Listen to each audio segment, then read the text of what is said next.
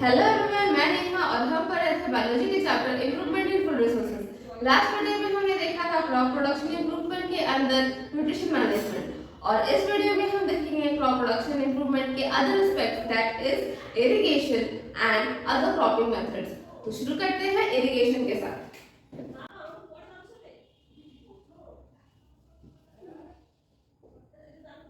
Okay, सो irrigation का simple मतलब होता है कि पानी देना। पौधों को पानी देना है तो पानी कैसे देते हैं? तो मोस्ट ऑफ द एरियाज में पानी दिया जाता है बारिश से, रेनफेड कहते हैं इसको। ठीक है, most of the crops are rainfed, यानी कि बारिश से ही पानी दिया जाता है। अब इंडिया तो इतना बड़ा है, हर जगह अलग अलग क्लाइमेट है, अलग अलग सिचुएशन है। सो हर जगह क्लाइमेट अलग अलग नहीं है, तो कहीं पानी पहले आता है, कहीं पानी लेट से आता है। लेकिन जितने भी क्रॉप्स होते हैं उनका एक पर्टिकुलर स्टेज होता है जहां पर उनको पानी चाहिए होता है। अगर आप उस स्टेज से पहले दोगे तो भी पौधा खराब हो जाएगा, आपका क्रॉप खराब हो जाएगा, और अगर उसके बाद दोगे तो भी आपका क्रॉप खराब हो जाएगा। सो एक पर्टिकुलर टाइम होता है जब पौधों को प्रॉपर पानी चाहिए होता है, लेकिन रेन पर डिपेंड करने से ये तो पॉसिबल नहीं है। सो उसके लिए हम इरिगेशन का मेथड्स अपनाते हैं। हर जगह नहीं, मोस्ट ऑफ द जगह आपका अभी भी रेनफेड है, बट जो अदर टेक्निक्स यूज किया जाता है उसके ये टाइप्स हैं। कौन कौन से? तो पहला है आपका वेल्स, इसमें आपका फर्दर आ जाता है डगवेल एंड ट्यूबवेल। डगवेल और दूसरा ट्यूबवेल। ठीक है, दूसरा है आपका कैनाल्स, तीसरा है आपका river lift system, river lift irrigation system.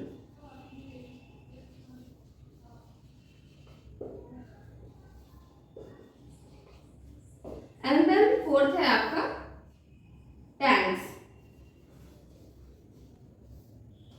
ठीक है, सो जनरली ये तरीके यूज किए जाते हैं इरिगेशन के लिए, wells, canals, river lift irrigation system, tanks. So कहाँ कैसे कैसे क्या क्या फीचर्स हैं इनका वो देखते हैं। सो वेल्स जैसा आप जानते हो, कुआं कहते हैं इसको। कुआं कैसा होता है? अब आपने देखा होगा या फिर नहीं भी देखा होगा, अगर आप बचपन से किसी शहर में रहे हैं तो एक राउंड सा स्ट्रक्चर बना होता है मोस्ट कॉमनली। कभी कभी रेक्टेंगुलर भी रहता है although, but most of the time आप देखोगे राउंड रहता है।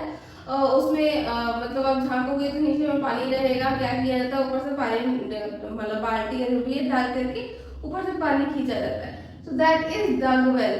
ठीक है, डगवेल, इसमें क्या होता है, जो कुआं जो होता है, कुआं में बेसिकली आप जैसे जमीन खोदोगे आपका मिट्टी गीला होता जाता है, और एक टाइम आता है जब आपका वाटर टेबल मिल जाता है। सो वहां से आपका वेल में पानी मेंटेन होता है।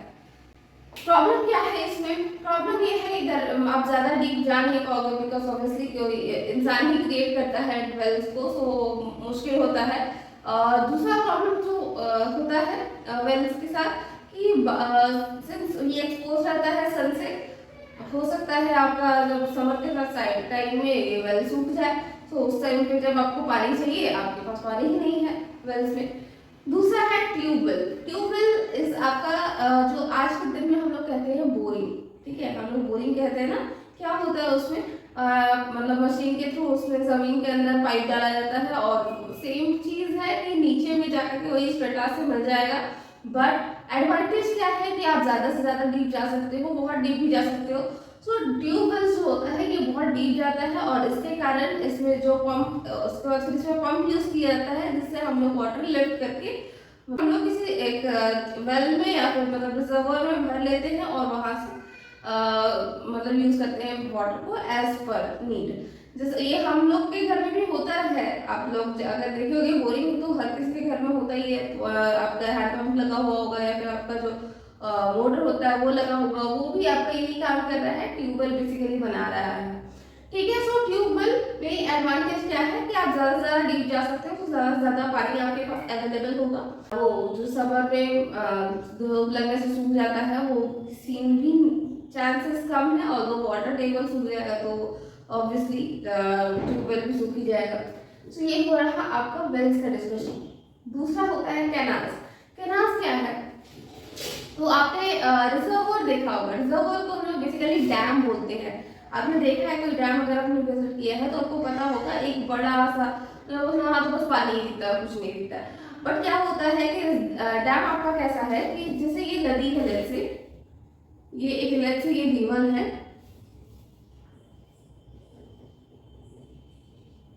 यहाँ इसका हम पानी एक जगह स्टोर कर लेते हैं, बड़ा सा टैंक बना करके एक जगह हमने स्टोर कर लिया, ठीक है, स्टोर कर लिया। और एक छोटा सा गेट दिया इसको निकलने के लिए, यहाँ पर हम एक मशीन लगा देते हैं जिसको हम लोग कहते हैं hydro electricity power generating machine, ठीक है। सो यहाँ पर हमने एक मशीन लगा दिया जहाँ पर एक शाफ्ट होता है, बेसिकली वो रोटेट करने से उसके इलेक्ट्रिसिटी प्रोड्यूस होता है। Let's not talk about that. इसका जो आउटलेट होता है ये एक छोटा सा रिवर, मतलब इतना जो चौड़ा सा रिवर था उसको इतना पतला कर दिया गया और उसका पानी क्यों मतलब पतला कर दिया गया और उसका पानी यहाँ पर रिजर्व हो गया। सिंस ये रिजर्व हो गया इसलिए इसको रिजर्वॉयर भी कहते हैं, ठीक है। और या फिर आप इसको कॉमन लैंग्वेज में आप कहते हैं उसको डैम। सो क्या किया जाता है अगर हम कैनाल यूज करते हैं, कैनाल सिस्टम। सो ये रिजर्वॉयर में तो बहुत सारा पानी है, आप यहाँ से पानी एक और आउटलेट ले लिया आपने और ये लेकर के आप अपने फील्ड के पास चले गए और फील्ड में जैसे कि लेट्स से आपका ये रोज है, ठीक है, ये रोज है आपका क्रॉप का, तो बीच में आपने यहाँ पर पानी डाल दिया, ठीक है, इस तरह से पानी मिल गया सारे क्रॉप्स। सो ये है आपका कैनाल सिस्टम। अब हम लोग देखते हैं रिवर लिफ्ट इरिगेशन सिस्टम, ठीक है। सो इसमें क्या होता है, इसमें बेसिकली रिवर को लिफ्ट मिलता है। कैसे मिलता है, तो लेट्स से ये है आपका रिवर, इस तरह से आपका बह रहा है, ठीक है, ये रिवर एक बह रहा है, आपका फील्ड है यहाँ पर, ठीक है, यहाँ पर आपका है फील्ड यानी कि क्रॉप ग्रोइंग एरिया।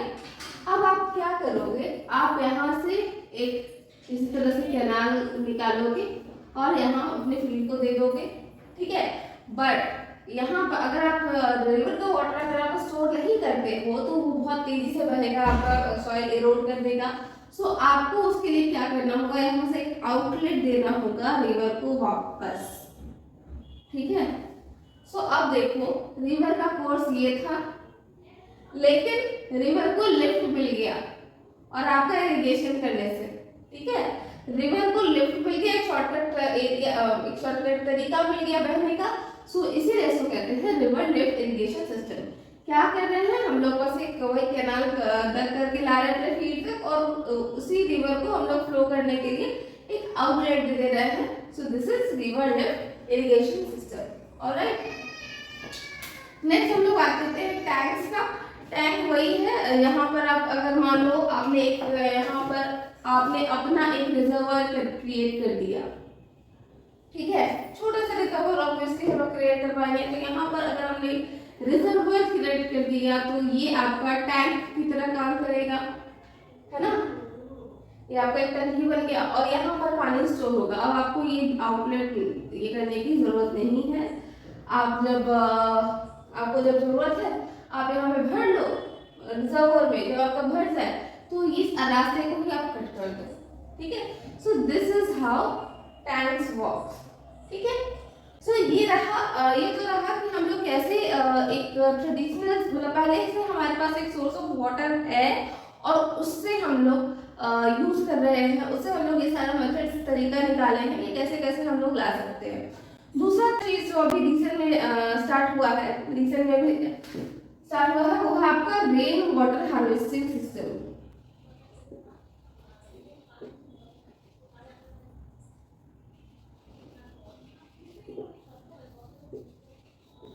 ठीक है, रेन वाटर हार्वेस्टिंग सिस्टम। आप क्या कर सकते हो, आप बस एक टैंक क्रिएट कर दो, वही टैंक वाला सिस्टम है रिजर्वर। जब बारिश होगा तो इसको मतलब सारा ही इसमें कैप्चर हो जाएगा, ठीक है।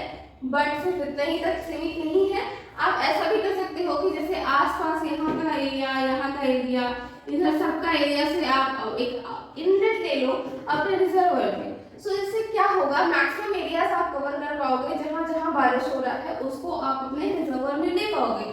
और इस तरह से आपका आप ज़्यादा से ज़्यादा रेन वाटर मतलब हार्वेस्ट करके रख सकते हो, बचा करके रख सकते हो, और ये आपके इरिगेशन में यूज किया जा सकता है।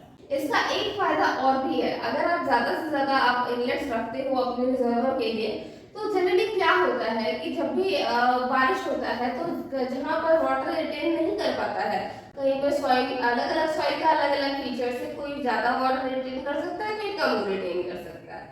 सो जो अगर जहाँ अगर वाटर रिटेंशन कैपेसिटी कम है या फिर अगर ज़्यादा भी है, तो एक टाइम तो आएगा ना जब वो रिटेन नहीं कर पाएगा और फिर वो बहना शुरू हो जाएगा, और इस बहने से सॉइल इरोजन होता है, मतलब मिट्टी के साथ साथ बह गया। अब मिट्टी बह गया तो आपका मिट्टी वहाँ पर कम हो गया, और जहाँ पर नहीं जाए वहाँ पर जहाँ पर रुका आपका पानी, वो जो जा रहा है पका बह करके, वो जहाँ पर रुका वहाँ पर ढेर सारा मिट्टी हो जाएगा। सिर्फ मिट्टी नहीं, मिट्टी के साथ और बहुत बहुत कुछ लाइक लेट्स से आपने फर्टिलाइजर डाला था, माइनर डाला था, वो भी बह करके चला गया।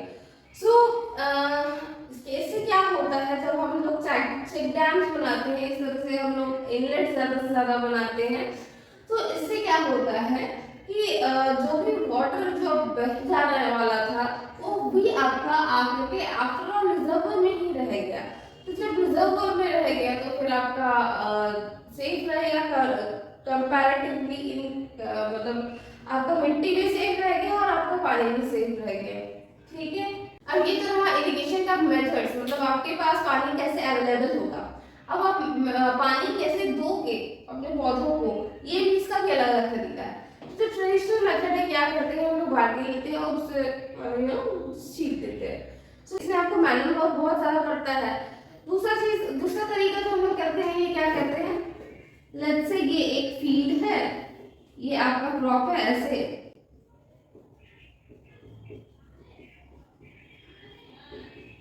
तो यहाँ पर हम लोग पानी डाल देते हैं। इससे क्या होगा, जैसे जैसे जरूरत पड़ेगा पानी, जो भी सॉइल है क्रॉप है वो अपना धीरे धीरे एब्जॉर्ब करता रहेगा। ठीक है, सो ये दूसरा तरीका है कि यहाँ पर आपका पानी बहेगा और क्रॉप के मतलब एक रो में क्रॉप रहेगा, दूसरे रो में आपका पानी बहेगा। बट अब ये भी बहुत ज्यादा फिजिबल नहीं है, क्यों नहीं है, इसके बारे में हम लोग नेक्स्ट टॉपिक पे हम लोग बात करेंगे। ठीक है, सो ये उतना ज्यादा फिजिबल नहीं है। अभी जो हम लोग तरीका यूज करते हैं पौधों में पानी देने का, वो हम लोग दो तरीके से कर सकते हैं, और वो अभी भी ट्रेडिशनल मेथड का काफी यूज होता है। एक है आपका ड्रिप इरिगेशन,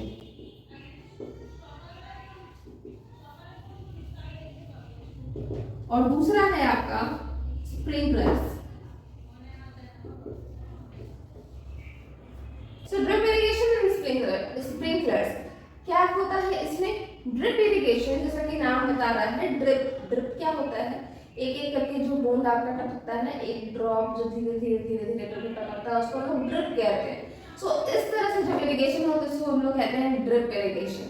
और तो इसमें क्या होता है, लेट्स से ये आपका क्रॉप है, ठीक है, ये आपका क्रॉप है, यहाँ पर हमने एक पाइपलाइन बिछा दिया पानी का, ये पाइप है, और यहाँ पर एक छोटा सा होल दे दिया। ठीक है, पाइप में यहाँ पर होल है छोटा छोटा, तो इससे क्या होगा, यहाँ पर से पानी लीक करेगा, लीक कर करके आपको पौधों को मिल जाएगा। सो ये होता है टेक्निक ड्रिप इरिगेशन का। प्रॉब्लम क्या है, जब ये पानी निकलता है तो ये काफी प्रेशर में निकलता है, और कई बार इसके रूट के पास ही लगता है, और रूट वहाँ जहाँ पर भी लगेगा वहाँ पर सॉइल इरोड हो जाता है, तो प्लांट को थोड़ा प्रॉब्लम हो सकता है। This is the disadvantage of drip irrigation. दूसरा जो आपका स्प्रिंकलर्स में क्या होता है कि ये जो हमने होल बनाया था, ये जो इसमें पाइप जो बिछा हुआ है, इसमें बीच में एक मशीन सेटअप कर देते हैं। ठीक है, एक मशीन लगा देते हैं, जिसमें क्या होता है, जैसे आपका आपने वो देखा होगा ना वाटर फाउंटेन, उसमें धीरे धीरे मतलब एक ये होता है, मतलब बहुत सारा होल्स होता है, उसके थ्रू वाटर आपका निकलता है, और वो बहुत पैटर्न्स में निकलता है, घूमता है, तो सुंदर सा भी दिखता है, लाइट्स यूज किया जाता है। वाटर फाउंटेन जो मतलब जो आपने देखा होगा कई जगह पर पार्क्स में, तो उसी तरह का वाटर फाउंटेन हम लोग यहाँ पर इंस्टॉल करते हैं।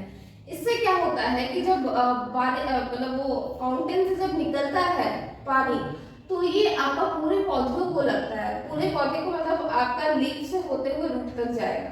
सो इससे क्या होता है कि लीव्स में अगर कोई डस्ट है तो वो भी वॉश हो करके आपका नीचे गिर जाएगा। प्लांट आपका क्लीन रहेगा। जो लीफी प्लांट्स है उसमें आपको मतलब मेहनत कम पड़ेगा धोने में, इन शॉर्ट। ठीक है, तो ये है स्प्रिंकलर्स का सिस्टम। बट इसमें स्प्रिंकलर्स में एक जो बड़ा प्रॉब्लम है कि स्प्रिंकलर्स में कॉस्ट, आपको इंस्टॉलेशन कॉस्ट काफी पड़ता है, महंगा प्रोसेस है। आप इसको सिर्फ और सिर्फ हाई कॉस्ट फार्मिंग प्रैक्टिस में यूज कर सकते हो। अदरवाइज इंस्टॉल सो ड्रिप इरिगेशन और स्प्रिंकलर्स, ये दो टाइप का होता है इरिगेशन, मतलब आप कैसे पहुंचा सकते हो पानी पौधों को। ठीक है, तो ये रहा ऑल अबाउट इरिगेशन। अब हम लोग बात करते हैं अदर फार्मिंग प्रैक्टिसेस के बारे में। सो क्रॉपिंग प्रैक्टिसेस में हम लोग क्या देखते हैं कि आप अपना हार्वेस्ट कैसे बेटर कर सकते हो, कैसे आप आराम से ज्यादा से ज्यादा हार्वेस्ट का बेनिफिट उठा सकते हो। सो ये सारा इंक्लूड होता है क्रॉपिंग प्रैक्टिसेस में। और हमारे पास different type of cropping practices है जिससे कि हम लोग अलग अलग तरह से बेनिफिट उठा सकते हैं। तो जनरली हम लोग कौन कौन से क्रॉपिंग प्रैक्टिसेस यूज करते आ रहे हैं और आगे भी यूज करेंगे। तो बात करते हैं, 4 बेसिक टाइप है। पहला है आपका ऑर्गेनिक फार्मिंग, सबसे यूनिक ऑर्गेनिक फार्मिंग। दूसरा है आपका क्रॉप रोटेशन,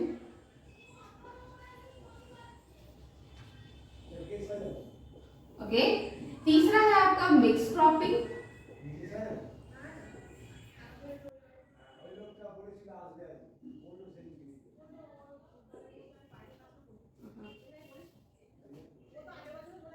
और लास्ट होता है आपका इंटर क्रॉपिंग।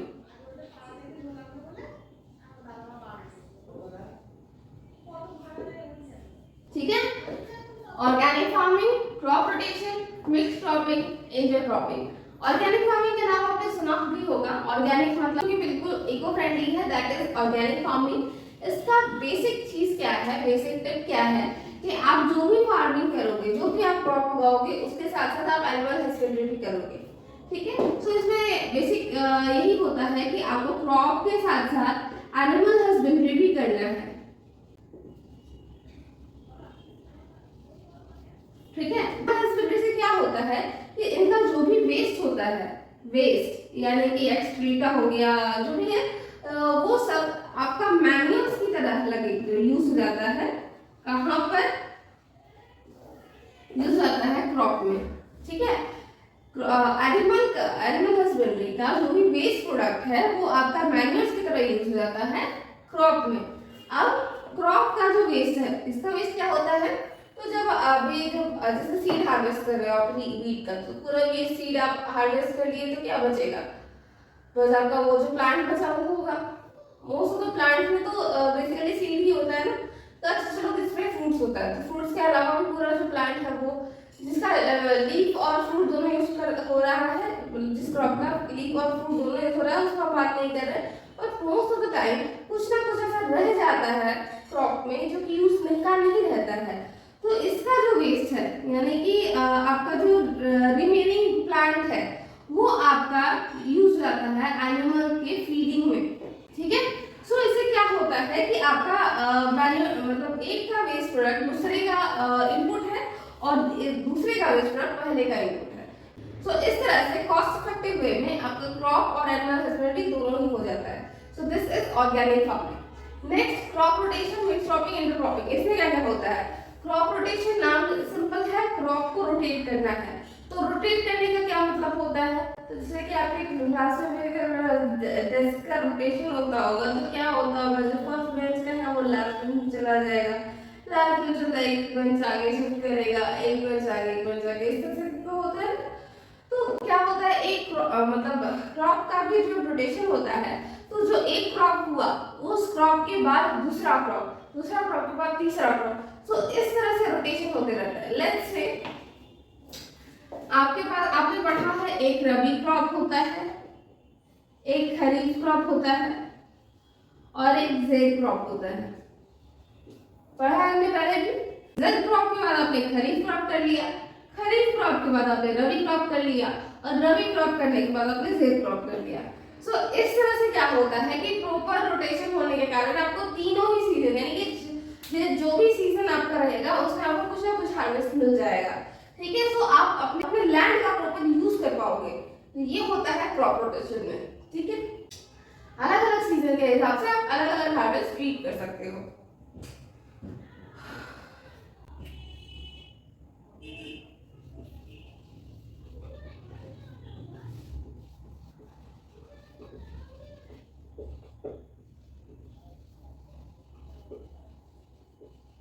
ठीक है, harvesting different crops in different season. इससे क्या होता है, आपका लैंड का प्रॉपर यूज होता है। अगर कुछ पल्सेस होता है, पल्सेस आपका प्रोटीन फिक्सेशन करता है। सो इस तरह से क्या होता है, आपका न्यूट्रिएंट भी बैलेंस रहता है कुछ हद तक क्रॉप रोटेशन के थ्रू, ठीक है। अब हम लोग बात करते हैं मिक्स क्रॉपिंग का। बात करते हैं मिक्स क्रॉपिंग और इंटर क्रॉपिंग का। सो मिक्स क्रॉपिंग और इंटर क्रॉपिंग में दोनों में ये चीज सिमिलर है कि दो या फिर उससे ज्यादा क्रॉप्स एक साथ उगाया जाता है, ठीक है। ग्रोइंग टू और मोर क्रॉप्स साइमल्टेनियसली, मतलब एक साथ, या फिर आप कह सकते हो द सेम टाइम, एक ही बात है, ठीक है। इसमें भी सेम है, ग्रोइंग टू और more crops eight the same time, ठीक है। अब इन दोनों में डिफरेंस क्या है, तो दोनों में ही दो या दो से ज्यादा क्रॉप्स यूज कर रहे हैं। इसमें कोई पैटर्न निश्चित नहीं है, कोई पैटर्न ऐसा फिक्स नहीं है आप क्या कि आपने दो सीड्स लिए और ऐसे मिक्स कर दिया और मिक्स करके ऐसे छीट दिया, दैट इज मिक्स क्रॉपिंग। कौन सा कहाँ जाएगा, हो सकता है कि 2 वीट के बाद 1 ग्राम हो गया, 2 ग्राम के बाद फिर 1 वीट हो गया। सो इस तरह से कोई फिक्स पैटर्न नहीं है कि हाँ इसी तरह से होगा। जो कुछ भी कहीं भी चला गया, मतलब आपने सीड्स को पहले ही मिक्स कर लिया सो करने से पहले, so that is mix cropping. वही अगर हम एक पर्टिकुलर डिजाइन, एक पर्टिकुलर पैटर्न को हम फॉलो करते हैं तो वो आपका इंटर क्रॉपिंग में आ जाता है। तो यहाँ पे एक वर्ड आप और यूज कर सकते हो, in a fix pattern, in a definite pattern. कोई भी पैटर्न हो सकता है, बस पैटर्न होना चाहिए, ठीक है। तो दैट इज आपका इंटर क्रॉपिंग। नाम भी वही है, इंटर क्रॉपिंग, मतलब क्रॉपिंग, एक क्रॉपिंग के बीच में दूसरा क्रॉपिंग, तो that is inter cropping. Mix cropping, आप मिक्स कर दो उसके बाद क्रॉप कर दो, तो दैट इज मिक्स क्रॉपिंग, ठीक है। Mix cropping, inter cropping. एक इसके अलावा एक चीज और होता है, मतलब ये तो आपका रहा बेसिक, चलो ठीक है। अगर हम इसी में पैटर्न नहीं कर दे तो फिर क्या ये मिक्स इंटर क्रॉपिंग हो जाएगा? वेल नॉट नेसेसरीली, क्योंकि जो मिक्स क्रॉपिंग होता है ये आपका इसलिए होता है कि आपका दोनों में से कोई ना कोई एक तो हो जाएगा। लेट्स से अगर वीट और ग्राम कर रहे हैं एक साथ, तो वीट अगर प्रॉपर यील्ड नहीं दे पाया तो ग्राम दे देगा, या फिर ग्राम नहीं दे पाया तो वीट दे देगा, मतलब कि चांसेस आपका बेटर कर रहा है। दिस इज बेसिकली फॉर आपका इम्प्रूविंग चांसेस ऑफ हार्वेस्टिंग, ठीक है। This is basically for increasing chance at harvest, ठीक है। आपको कोई ना कोई एक क्रॉप तो मिल ही जाएगा, या फिर अगर मतलब दोनों ही फेल हो जाए तो चांसेस बहुत कम ही होगा। सो आपका आपको हार्वेस्ट कहीं ना कहीं कुछ ना कुछ तो मिल ही जाए, इसके लिए है आपका मिक्स क्रॉपिंग। वही इंटर क्रॉपिंग एक चीज को ध्यान में रख करके किया जाता है कि दोनों ही क्रॉप मिले, ठीक है। So intercropping is for reaping to harvest at the same time, ठीक है। इसमें क्या होता है, for reaping to harvest simultaneously, कि नहीं हमको तो ये भी चाहिए वो भी चाहिए, वीट भी चाहिए ग्राम भी चाहिए, तो इन दैट केस आपका इंटर क्रॉपिंग होगा। लेकिन अगर इंटर क्रॉपिंग का इतना फायदा है कि हाँ ठीक है एक पैटर्न में शो करना है, तो ठीक है ये मुश्किल हो सकता है, बट हाँ ठीक है एक अल्टरनेट लगे तो हर कोई लगा ही सकता है। सो इंटर क्रॉपिंग में जहाँ पर आपको पैटर्न फॉलो करना होता है और पैटर्न फॉलो करना मुश्किल भी नहीं होता है, तो और प्लस आपको दोनों हार्वेस्ट भी मिल जा रहा है प्रॉपर्ली, तो लोग इंटरक्रॉपिंग में एक चीज और का ध्यान रखना होता है कि एक क्रॉप जो न्यूट्रिएंट्स यूज कर रहा हो वो दूसरा क्रॉप यूज नहीं कर रहा हो या फिर कम अमाउंट में कर रहा हो। लेट्स से हम लोग बात करते हैं सोयाबीन और मेज का।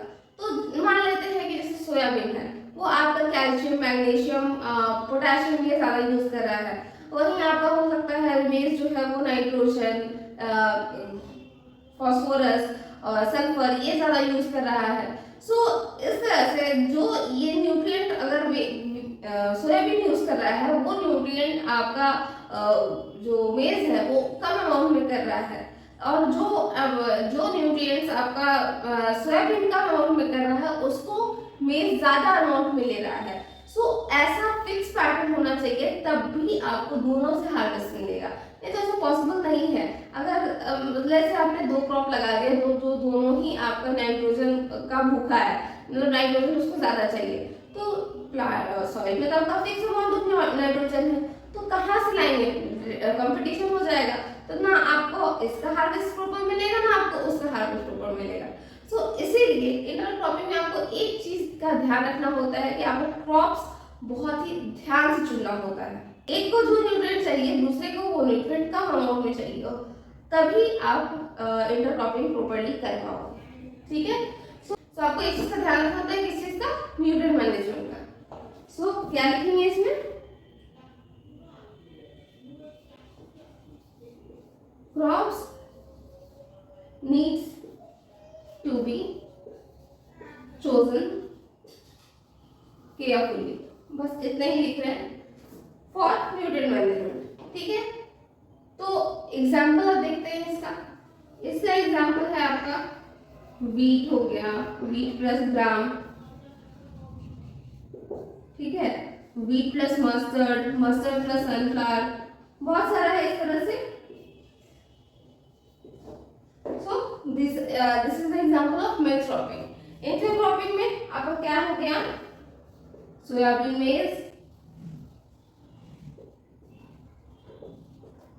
ठीक है, एक्सेट्रा डाल देते हैं, और भी होता है जैसे सोरगम और बार्ली। सो आज के वीडियो में बस इतना ही। आज हमने देखा क्रॉप प्रोडक्शन इंप्रूवमेंट के other aspect, that is irrigation and other cropping practices.